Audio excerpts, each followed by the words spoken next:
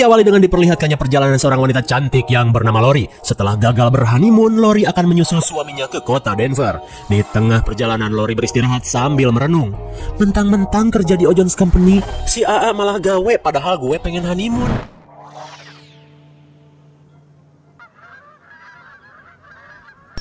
Karena jarak kota Denver masih jauh, Lori pun bergegas melanjutkan perjalanan. When will you get in? Selang beberapa saat, Lori mendapat pesan suara dari suaminya. Dalam pesan tersebut, suaminya meminta maaf karena telah membatalkan rencana bulan madu mereka. Lori yang hanya kewes biasa sebenarnya merasa kesal karena si A lebih memilih pekerjaan daripada adu gabrut dengannya. Ketika di persimpangan, Lori melihat petunjuk jalan untuk menuju tempat wisata. Dan hingga pada akhirnya, Lori yang kesal pun memilih untuk berlibur sendirian daripada menemani suaminya bekerja. Di sepanjang perjalanan, Lori berusaha gembira dengan menyetel sebuah lagu yang sedang viral.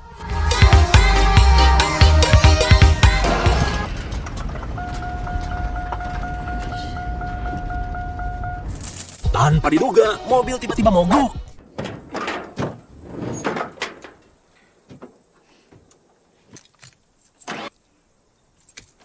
Tapi karena bukan lulusan STM, Lori pun kesulitan untuk memperbaikinya. Dan di saat ia akan menelpon Kang Bengkel, ternyata sutradara di film ini pun ikut-ikutan mempersulit.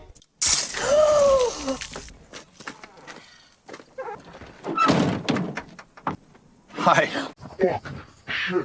Dan betapa kagetnya Lori saat seorang pria asing memergokinya sedang berganti skin, bagaikan PDKT film-film warkop. Pria bernama Chris ini langsung mencoba memperbaiki mobil Lori. Jelas saja Lori pun senang dengan kebaikan Chris yang berwajah tampan dan bertubuh tespek.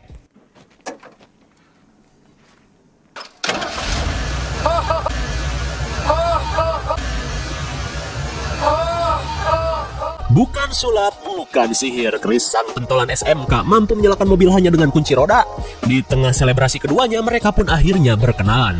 Dan ketika Lori akan melanjutkan perjalanan, ia pun berusaha sok baik dengan menawarkan tumpangan kepada Chris. Jelas saja cowok mana yang menolak ajakan mamah muda seperti Lori. Di sepanjang perjalanan, Chris dan Lori curcol kemana-mana. Lori pun dengan bangga menceritakan suaminya yang bekerja di Ojon's Company. Demi mendapatkan hadiah rumah Indosiar dari perusahaan, suaminya pun rela mengorbankan bulan madu mereka. Mendengar kesuksesan suami Lori, Chris pun langsung panas dada dan sirik. Karena sejak lulus SMA, Chris cuma pernah bekerja sebagai sales alat penghemat listrik saja. Apalagi suami Lori memiliki istri cantik yang kini sedang bersamanya. Lalu Chris berkata, "Aku memang tidak sesukses dirimu, tapi ku yakin cacingku lebih panjang berurat meskipun sedikit bengkok." Sontak Lori pun kaget dan kesal karena bacotan Chris menganggapnya cewek micet. Ia pun langsung menyuruh Chris untuk turun. No. We're gonna go on a nice little drive. Melihat Lori yang akan kabur, Chris mengancamnya dengan pisau untuk terus melanjutkan perjalanan. Daripada dikasih mulus ekstrim, Lori pun menuruti perintah Chris yang menginginkannya menuju motel bedeng. Di tengah ancaman, Lori tidak tahu apa yang sedang direncanakan pria gelo ini. Lalu ia memikirkan cara untuk bisa terbebas. Melihat Chris tidak memakai sabuk pengaman, Lori memberanikan diri untuk menyusupkan mobilnya ke dalam jurang.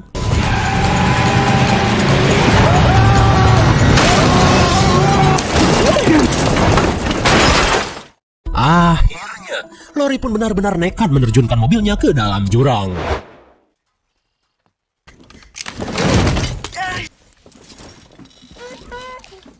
Saat Chris pingsan di luar, Lori terlihat kesakitan saat kakinya terjepit bodi mobil. Sebelum Chris sadar, Lori berusaha melepaskan kakinya yang terluka.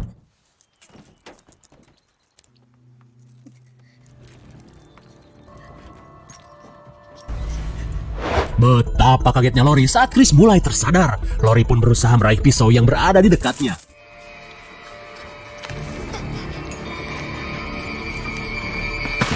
Tepat pada waktunya, Lori berhasil mendapatkan pisau sebelum ketahuan. Melihat kaki Lori yang kejepit, Chris merasa jika mangsanya ini tidak mungkin kabur. Dan tak lama kemudian, Chris pun pergi entah kemana.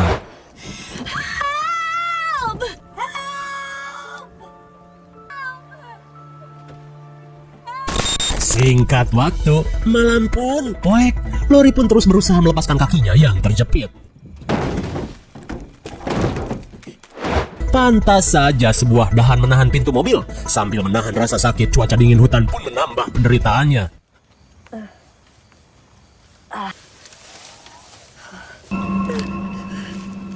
Sontak Lori pun ketakutan parah saat ia merasa ada genderuwo. Namun tak lama kemudian sesuatu itu pun kini menjauh.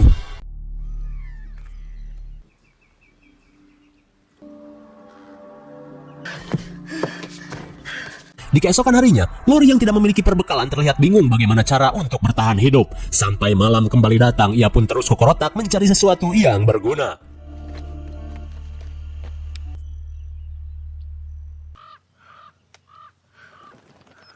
Di hari ketiga, Lori terbangun dengan posisi kaki yang masih terjepit. Lalu tiba-tiba,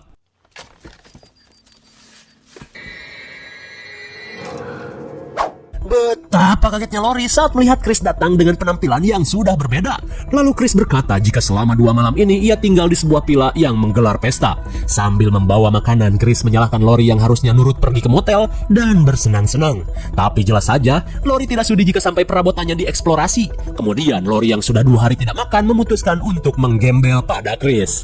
Akan tetapi, Chris malah mempermainkannya dan meninggalkannya kembali ke villa.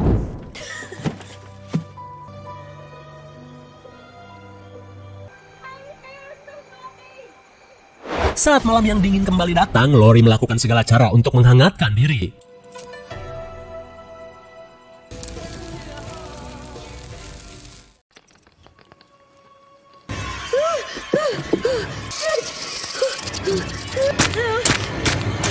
Setelah panik setengah edan, usus Lori kembali bergetar karena dari kemarin cuman makan angin. Dan mau tak mau, karena tak ada yang bisa dimakan, dengan terpaksa Lori pun memanfaatkan jenazah si Jerry.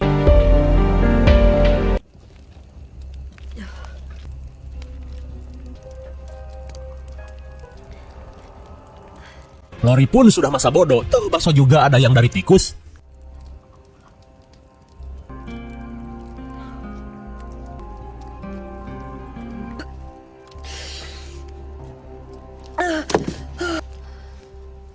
Di hari berikutnya, Lori terbangun oleh getaran HP miliknya.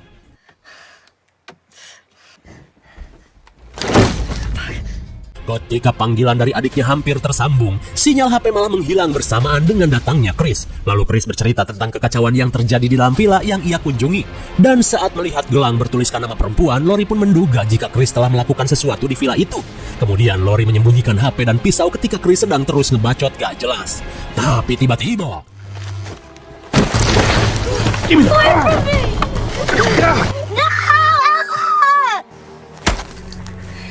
akhirnya, harapan Lori untuk meminta bantuan pun kandas. Sakit hatinya pun double karena HP kreditannya pun ikut dihancurkan. Lalu Chris mengeluarkan peralatan kopet. Lor, kamu gak mau kan di sini selamanya? Nih, kasih peralatan kopet untuk memotong cekermu. Terlihat Lori pun cuma bisa menangis dengan kelakuan Chris. Setelah itu, Chris pun pergi lagi. Kemudian Lori berniat untuk memotong bodi mobil guna mengeluarkan kakinya.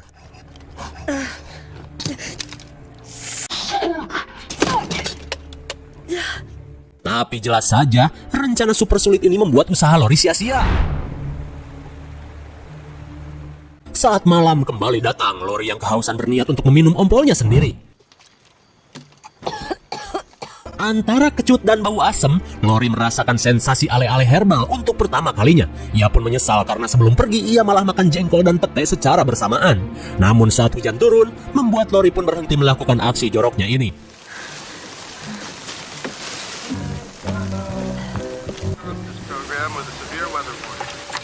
Kemudian, sebuah berita di radio mengabarkan jika hujan ini berpotensi menimbulkan banjir. Warga yang sedang OTW pun disarankan untuk latihan berenang guna bisa selamat dari banjir. Lalu tiba-tiba, ia mendengar suara sebuah mobil yang melintas di bibir jurang.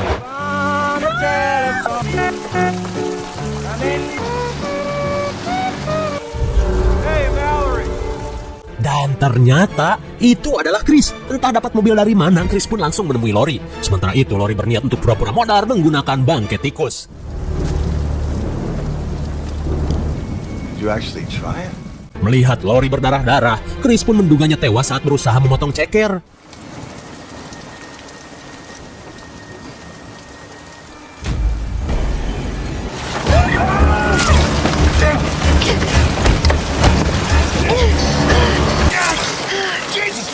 Setelah menyucuk pria ini, Lori pun mengambil kunci mobil milik Chris dan menyalakan alarmnya agar para pengendara mengetahui keberadaan mereka. Sebelum ada orang yang datang, Chris pun bergegas menuju mobil curiannya.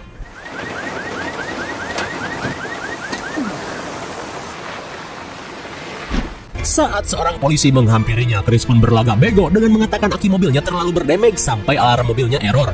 Namun ketika polisi akan pergi, mendengar klakson dari dalam jurang, polisi ini pun mulai curiga. You sure you're not hearing things?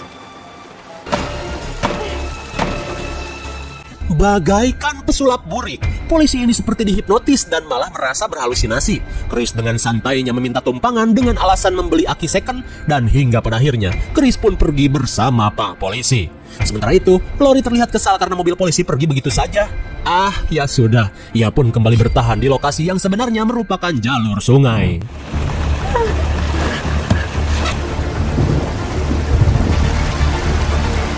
Di tengah kepanikannya, Lori berusaha untuk melepaskan kakinya yang terjepit. Tapi karena ia sudah kehabisan cara, Lori memberanikan diri untuk memotong saja kakinya.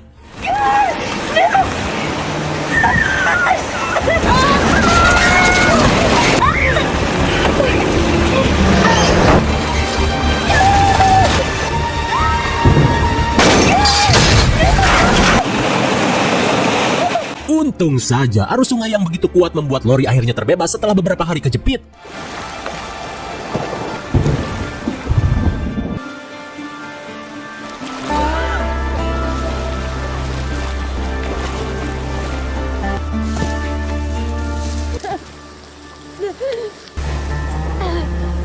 Meskipun mobil sewaannya raib, Lori merasa lega karena ia masih bisa hidup. Dengan menggunakan dahan ruyuk, ia berjalan apruk-aprukan guna mencari bantuan.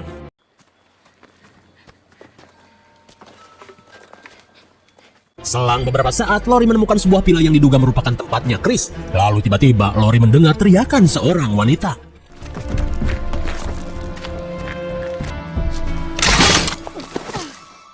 Hampir saja Lori terkena ranjau binatang. Lalu ia mengikuti suara teriakan yang terus ia dengar.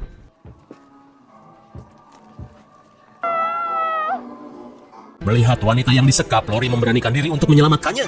Dan tak lama kemudian Lori mendengar Chris yang sedang ngebacot di dalam villa. Betapa syoknya Lori saat melihat polisi dapat jual kebon disiksa.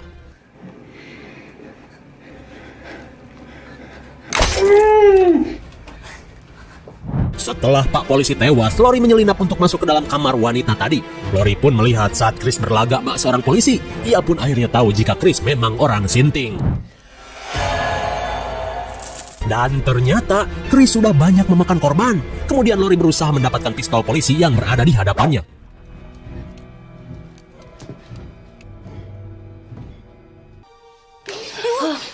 Saat Lori berusaha membebaskan tawanan ini, tiba-tiba Chris datang. Tapi untung saja Lori sempat untuk bersembunyi.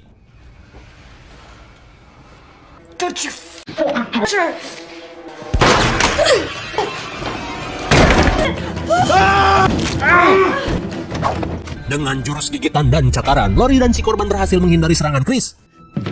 You really are full of surprises.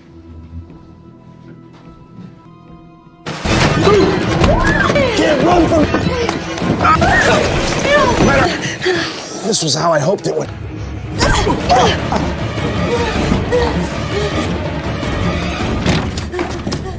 Setibanya di lantai 2, Lori langsung bersembunyi. Dan saat Chris mencari mereka, habis jatuh dicaplok jebakan, Chris pun ripuh bercampur malu karena dikadalin 2 cewek. Saat Lori menghampirinya, ia merasa jika Chris tidak akan bisa kemana-mana, hingga Lori berniat untuk memperlakukan Chris seperti yang pernah ia alami. Chris, kalau lu lapar gak usah rese, ntar juga ada tikus lewat. Setelah memberi tutorial bertahan hidup, Lori dan seorang korban kekopetan Chris pun akhirnya bisa pergi. Lalu, film pun sudah berakhir.